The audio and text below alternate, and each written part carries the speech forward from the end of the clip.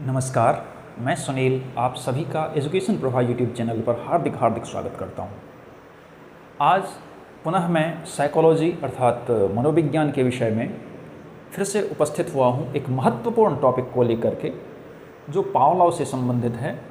अपने आप में ही पावलोव का जो अनुकूलित अनुक्रिया अनुबंधन है वो अत्यंत महत्वपूर्ण है किसी भी शैक्षिक परिदृश्य में, या ऐसा कह सकते हैं कि जितने भी शिक्षा से संबंधित प्रतियोगी परीक्षाएं होती हैं या अन्य परीक्षाएं होती हैं, सिलेबस से संबंधित परीक्षाएं होती हैं, उस सब के लिए बहुत ही ज़्यादा महत्वपूर्ण विषय है, महत्वपूर्ण शीर्षक है, जिसमें कि इवान पावलोव का आज हम लोग शास्त्रीय अनुबंधन सिद्धांत या इसको अनुकूलित अनुक्रिया सिद्धांत के नाम से भी जानते हैं, या फिर प्राचीन अनुबंधन सिद्धांत के नाम से, या फिर टाइप एस थ्योरी के नाम से, क्लासिकल कंडीशनिंग थ्योरी के नाम से, इसके बहुत सारे अलग अलग प्रकार के नाम होते हैं। तो इसको आज हम समझने की कोशिश करेंगे कि दरअसल इवान पावलोव ने किस प्रकार का सिद्धांत दिया था, किस प्रकार के उन्होंने प्रयोग किए थे, किस प्रकार के उन्होंने कारक को बतलाया था, उपकारकों को बतलाया था। इस संबंध में पूरी की पूरी जानकारी आज हम लोग हासिल करेंगे। और मुझे लगता है कि इस पूरे वीडियो को देखने के पश्चात आपको किसी भी अन्य प्रकार से आपको इवान पावलोव से संबंधित अन्य चीज़ों को समझने की ज़रूरत नहीं पड़ेगी। तो वीडियो के अंत तक आप बने रहें। अब ये जैसे कि नाम से स्पष्ट है कि इवान पावलोव का ये शास्त्रीय अनुबंधन सिद्धांत है। सबसे पहले तो हम जानने की कोशिश करेंगे कि ये जो थे वो रूसी मनोवैज्ञानिक थे। अब रूसी मनोवैज्ञानिक थे, इन्होंने रूसी होने के साथ साथ इन्होंने शरीर मनोवैज्ञानिक ये थे, ठीक है। शरीर मनोवैज्ञानिक जो थे तो इनको क्या कहा गया, फिजियोलॉजिस्ट कहा गया। ये सिद्धांत जब प्रसिद्ध हुआ तो ये पाचन क्रिया के दैहिकी संबंध से ये बिलोंग करते थे, जो कि फिजियोलॉजी ऑफ डाइजेशन। तो इससे संबंधित इनका जो प्रयोग हुआ ये विश्व भर में बहुत ज़्यादा प्रसिद्ध हुआ। और इसी प्रसिद्ध होने के कारण से इनको 1904 में नोबेल प्राइज़ से भी सम्मानित किया गया। तो ये तो इनके मुख्य रूप से ये क्या थे, कहाँ के थे, इनसे संबंधित चीज़ें हमने डिस्कस की है। अब हम चलते हैं कि इनके सिद्धांत दरअसल क्या हैं, इन्होंने प्रयोग क्या क्या किए हैं। तो इससे संबंधित जब हम चर्चा करेंगे तो सबसे पहले इसमें आप देखेंगे कि अनुबंधन शब्द जो है इनमें बहुत प्रयोग किया जाता है। इन्होंने अनुबंधन को ही सीखने का कारण माना है, और अनुक्रिया और जो उद्दीपक होता है इनके बीच जब साहचर्य की क्रिया हो जाती है, साहचर्य स्थापित हो जाता है, तो ही इन्होंने इसको अनुबंधन माना है। अब हम अनुबंधन के विषय में तो जान लिए। अब इन्होंने जो कुछ प्रयोग किए हैं, इनका प्रयोग बहुत ही प्रसिद्ध है। इन्होंने मुख्य रूप से एक कुत्ते के ऊपर प्रयोग किया है। अब इन्होंने जब कुत्ते के ऊपर प्रयोग किया है, मान लीजिए कि ये क्या है, तो ये कुत्ता है। मान लीजिए कि हमें तो बहुत सारा हम इसके निर्माता नहीं हैं, खैर ये मान लीजिए कि ये कुत्ता को रख दिया गया। अब कुत्ता को रख दिया गया, इन्होंने क्या किया, एक कुत्ते को एक बंद कोठरी में जो कि पारदर्शी हुआ करता था, और उस बंद कोठरी में इन्होंने बंद कर दिया। एक भूखा कुत्ता था वो, और उसकी जो यहाँ पर लार की जो नली थी उसको एक पाइप के द्वारा संयोजित कर दिया गया। और यहाँ पर मान लीजिए कि यहाँ पर एक कोई भी ग्लास या ऐसी वस्तु स्थापित कर दी गई, जिसमें कि अगर यहाँ पर लार का स्राव होता है, लार अगर बहता है तो वो सीधे के सीधे इस कटोरी या इस बर्तन में वो चला जाएगा। इस प्रकार से उन्होंने पूरी तरीके से उसको अनुकूलित किया था। अब इसके सामने ये मान लीजिए कि ये पारदर्शी है, यहाँ पर क्या किया इन्होंने, भोजन को पहले रख दिया। अब भोजन को रख दिया तो भोजन को देख करके जब कोई भी कुत्ता मान लीजिए या कोई भी प्राणी अगर वो भूखा है तो भोजन को देख करके क्या करेगा, उसका लार स्वतः ही अपना आ जाएगा। और लार जब स्वतः ही आ जाएगा तो लार तो यहाँ पर आता है, तो लार जब यहाँ पर आता है तो उनका जो ये फिक्सेशन कर दिए थे इस पाइप के द्वारा, तो वो बह करके सीधे के सीधे इस कटोरी या इस वस्तु इस सामग्री में उपस्थित हो जाता था।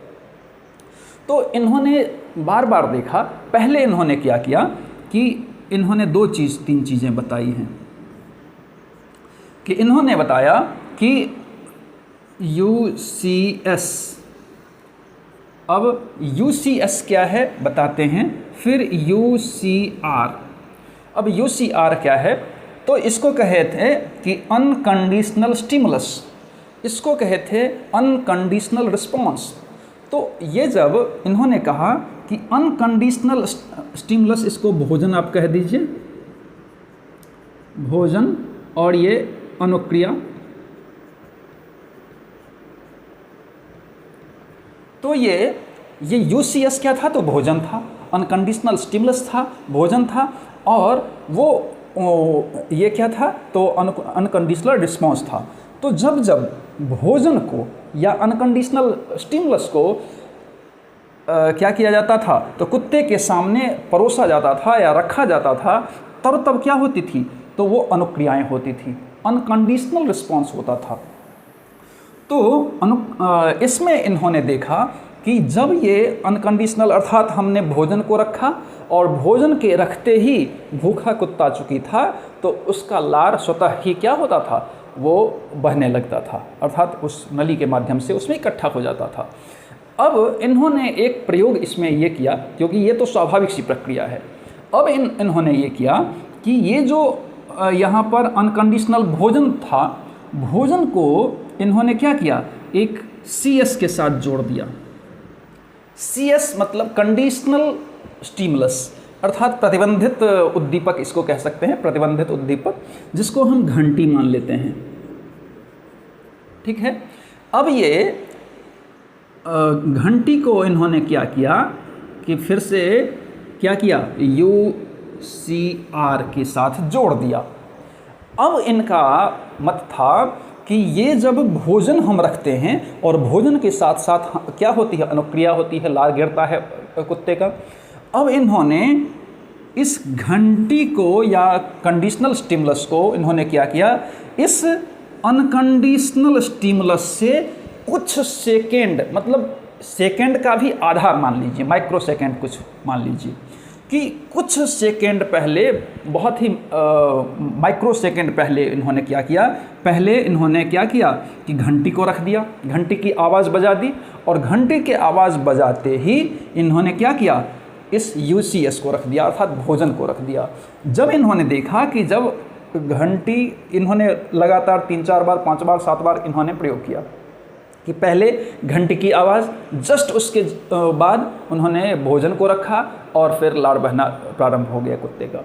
इन्होंने जब लगातार 4-5 बार लगातार इन्होंने किया, तो इन्होंने देखा कि केवल और केवल घंटी की आवाज़ को सुन करके ये जो कुत्ता था उसका क्या होता था, UCR अर्थात अनुक्रिया वो करने लगता था। अर्थात कहने का मतलब है कि इस घंटी के साथ, या घंटी के साथ नहीं, घंटी की आवाज़ के साथ जो कुत्ता था वो क्या हुआ, रिस्पॉन्ड करने लगा, अर्थात अनुबंधित हो गया कि वो घंटी की आवाज़ सुना और सुनने के पश्चात ही उसको ये माइंड में आ गया कि हमारा भोजन आ रहा है। इस प्रकार से वो जान गया। तो जब जान गया तो ये UCS, UCR, फिर इसके बाद CS, CR हो गया। फिर इसके बाद इन्होंने कुछ और प्रयोग किए हैं, जो कि CS, फिर CR। ये CS, CR क्या था, तो ये कंडीशनल स्टिमुलस है, फिर ये कंडीशनल रिस्पॉन्स भी है, जो कि बार बार उन्होंने कई सारे प्रयोग उन्होंने किए हैं। तो इस प्रकार से उन्होंने बहुत सारे प्रयोग उन्होंने किया है। जब बहुत सारे इन्होंने प्रयोग किए हैं तो इन्होंने देखा है, जाना है कि इस क्रिया के पश्चात अगर मान लीजिए कि कोई भी घंटी की आवाज़ है, घंटी की आवाज़ के साथ उसका जो भोजन है वो क्या हो गया है, अनुबंधित हो गया है, और अनुबंधित होने के कारण से वो क्या करता है, रिस्पॉन्ड करता है, अर्थात अनुक्रिया करता है। तो ये पूरे इनके क्या थे, तो प्रयोग था। या अनुबंधित उद्दीपक को जब भी अनुबंधित उद्दीपक को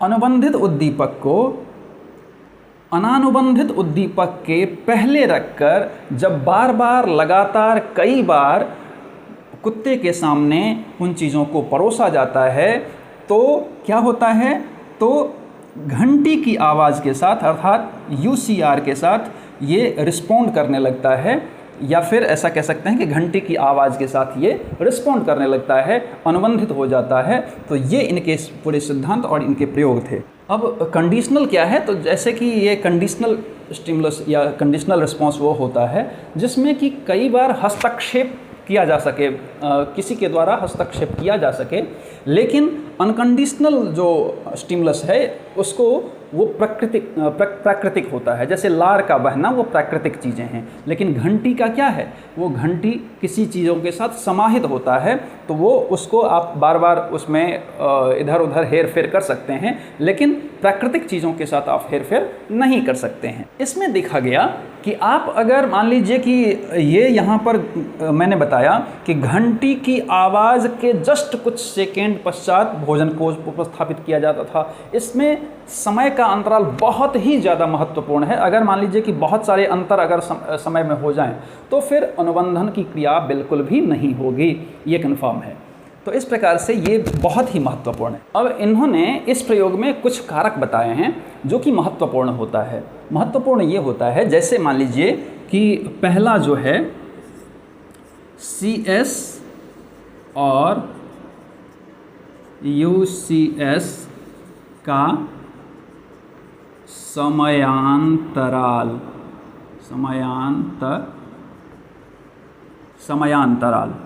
ये क्या है कि CS और UCS का समयांतराल ये बहुत ज़्यादा महत्वपूर्ण है, बल्कि ये कह सकते हैं कि सबसे ज़्यादा महत्वपूर्ण है। ये क्या है कि CS अर्थात मैंने आपको बताया था घंटी, और UCS क्या था, भोजन।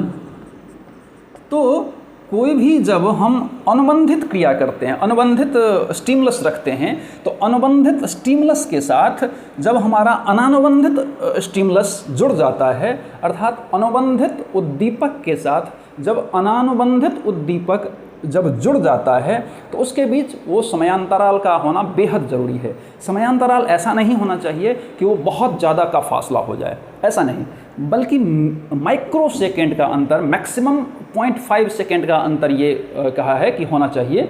अगर ज़्यादा का अंतर हो जाएगा तो निश्चित रूप से उसका जो समायोजन है या फिर उसका जो अनुबंधन है वो प्रक्रिया नहीं हो पाएगी। इसी के कारण से इसमें समयांतराल का बेहद इम्पोर्टेंस माना गया है। अब दूसरा हम देखते हैं, तो यहाँ पर है उद्दीपक सामान्यीकरण। यह है आपका उद्दीपक सामान्यीकरण।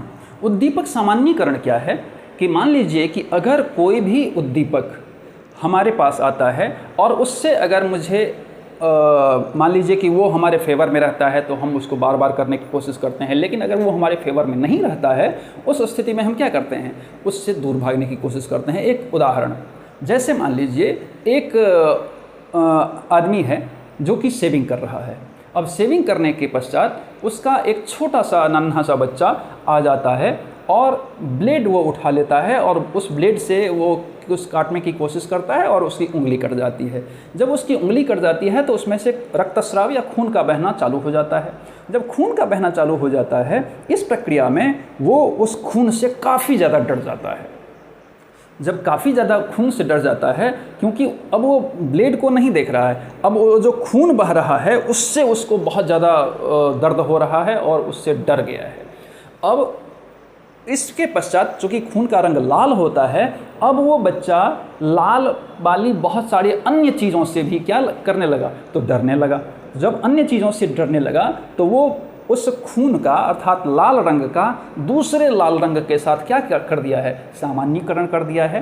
तो यही एक सामान्यीकरण की प्रक्रिया है कि उद्दीपक सामान्यीकरण में ये होता है कि जब भी एक बच्चा अगर मान लीजिए कि उसके साथ अगर आप ऐसा कह सकते हैं कि इन्होंने वाटसन भी उन्होंने प्रयोग किया था कि एक चूहे को, उजला चूहा था, वो एक बच्चा के सामने छोड़ दिया और फिर छोड़ने के बाद एक अल्बर्ट नाम का बच्चा था उसके सामने छोड़ दिया, और छोड़ने के पश्चात उन्होंने क्या किया कि कुछ एकदम से भयंकर सी आवाज़ कुछ देर के बाद उन्होंने जारी की, और ये प्रक्रिया जब 3-4 बार लगातार अगर हुई, उसके बाद वो उजले चूहे को देखने मात्र से वो रोने लगता था। और उतना ही नहीं, उजला खरगोश से, उजले कुछ झालादार चीज़ों से या फिर ऐसी चीज़ों से जो कि उस प्रकार का हो, उससे वो बिल्कुल डरने लगा।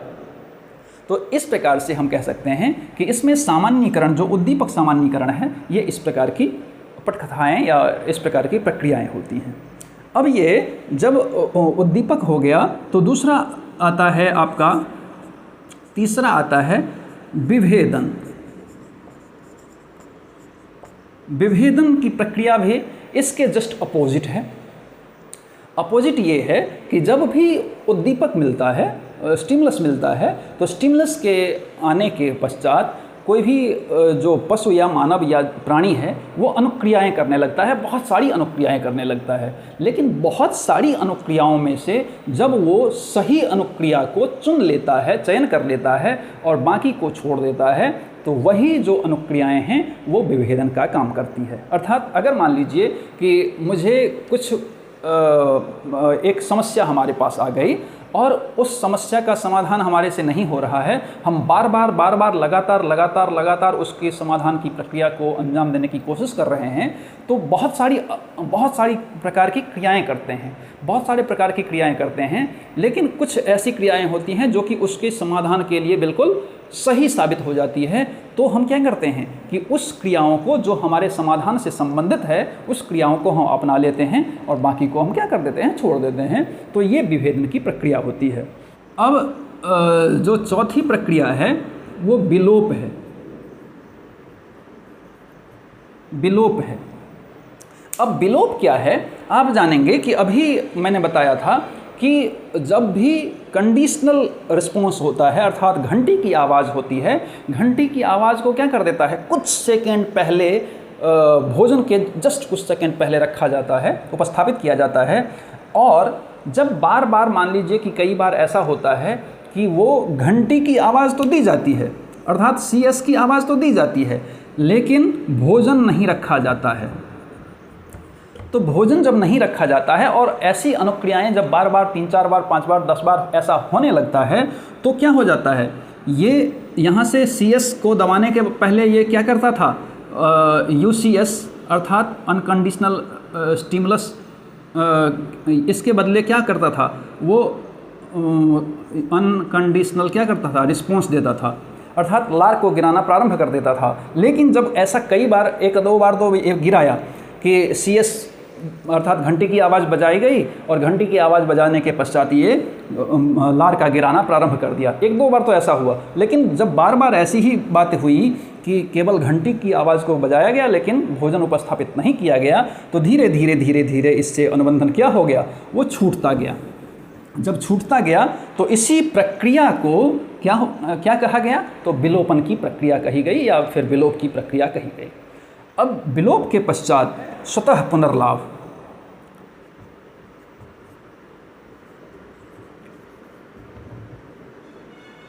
स्वतः पुनर्लाभ। अब स्वतः पुनर्लाभ क्या है, तो स्वतः पुनर्लाभ वो होता है, जैसे कि मान लीजिए कि यहाँ पर क्या हुआ था कि विलोपन की प्रक्रिया हुई थी, अर्थात केवल घंटी की आवाज़ बजाई गई 1-2 बार तो ऐसा हुआ कि वो अपना लार गिराना प्रारंभ किया, लेकिन फिर बाद में विलोपित हो गई, क्योंकि अब घंटी की आवाज़ से उसको भोजन नहीं मिल रहा था, इसलिए वो लार गिराना भी प्रारंभ करना छोड़ दिया है।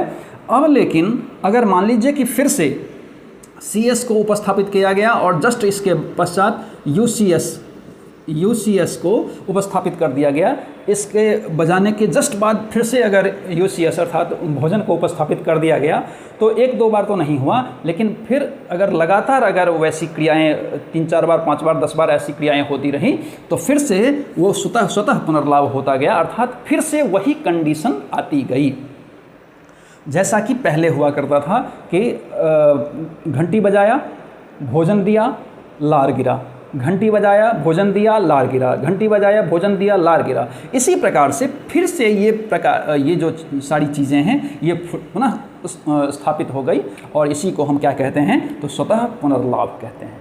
अब ये स्वतः पुनर्लाभ के बाद आपका आता है ये 6 नंबर मान लीजिए कि पुनर्बलन, पुनर्बलन अर्थात रीइन्फोर्समेंट को हालांकि जो पावलोव थे उन्होंने नहीं माना है, उन्होंने उसको यूसीएस ही माना है, अर्थात क्या माना है, यूसीएस अर्थात भोजन ही माना है, अनानुबंधित उद्दीपक ही माना है। लेकिन फिर भी ये यूसीएस क्या करता था, तो पुनर्बलन का काम करता था, क्योंकि बार बार लगातार जब ऐसी क्रियाएं होती रही तो उसके मन में ये बैठ गया कि जब जब घंटी बजती है तब तब भोजन मिलता है। तो एक बार हुआ, 2 बार हुआ, तो उसके मन में उसको अब ये पुनर्बलन, वो एक बार तो इत्तफाक की बात हुई, एक बार मिलना इत्तफाक की बात हुई, लेकिन जब बार बार लगातार वो ऐसी अनुक्रियाएं होती रही तो वही अनुक्रियाएं, जब कोई भी अनुक्रिया बार बार होती है तो वो रीइन्फोर्समेंट का काम करता है, अर्थात पुनर्बलन का काम करता है। अब नंबर 7वां है पुनरावृत्ति। पुनरावृत्ति, इसको हम पुनरावृत्ति एवं समीपता कह देते हैं, एवं समीपता। तो ये पुनरावृत्ति एवं समीपता जो है ये बिल्कुल भी वही चीज़ें हैं जो कि पुनरावृत्ति क्या की गई कि पहले भोजन दिया गया तो भोजन के आने से लार गिरा, पहले सबसे पहले वो हुआ कि यूसीएस यूसीआर, पहले भोजन फिर लार, फिर उसके बाद कुछ समय के पश्चात फिर से घंटी की आवाज़, भोजन फिर लार, घंटी की आवाज़, भोजन लार, इस प्रकार से उसको अनुबंधित किया गया। फिर यूसीएस को हटा दिया गया, अर्थात अब क्या किया गया कि सीएस और यूसीआर, अर्थात पहले सीएस दिया जाता था अर्थात घंटी की आवाज़ बजाई जाती थी, और फिर क्या होने लगा तो लाड़का बहना चालू हो गया। फिर से कई बार जब ऐसी प्रक्रियाएं हुई तो फिर क्या हुआ कि घंटी के बजाने पर यूसीआर का होना अर्थात अनुक्रिया का होना बंद हो गया। फिर उसके बाद ये पुनरावृत्ति अतः फिर से चालू हो गया कि स्वतः पुनर्लाभ फिर से चालू हो गया, पुनरावृत्ति फिर से चालू हो गई कि उन चीज़ों को समीपस्थ उन्होंने देखा कि फिर से घंटी की आवाज़, फिर से भोजन, तो फिर से लार। तो ये फिर से जब कंडीशनिंग फिर से चालू हो गई, लगातार बार बार जब ऐसी प्रक्रियाएं चालू हो गई तो फिर से क्या हुई, समीपता हो गई। पुराने जो अनुबंधन हुए थे कुत्ते के सामने, उस अनुबंधन से इस अनुबंधन की फिर से क्या हुई तो समीपता हो गई, अर्थात सन्निकटता हो गई, और सन्निकटता हो गई तो फिर से वही चीज़ें, वही फिर से कंडीशन चालू हो गया कि फिर से सीएस दिया गया, सीएस दिया गया, फिर यूसीएस दिया गया, फिर यूसीआर अर्थात घंटी भोजन लार, घंटी भोजन लार, घंटी भोजन लार। तो इस प्रक्रिया में ये सब सारी प्रक्रियाएं आपको सम्मिलित होती हैं, और मुझे लगता है कि ये सारी चीज़ें खास करके इवान पावलोव से संबंधित जो सारी प्रक्रियाएं हैं, उनके सिद्धांत के बारे में, उनके प्रयोग के बारे में, उनके कारकों के बारे में, उनके बहुत सारे तथ्यों के बारे में आपको संपूर्ण जानकारी हुई होगी। और अगर जानकारी आपको अच्छी लगती है तो आप एजुकेशन प्रभा यूट्यूब चैनल को सब्सक्राइब कीजिए, लाइक कीजिए, शेयर कीजिए। धन्यवाद।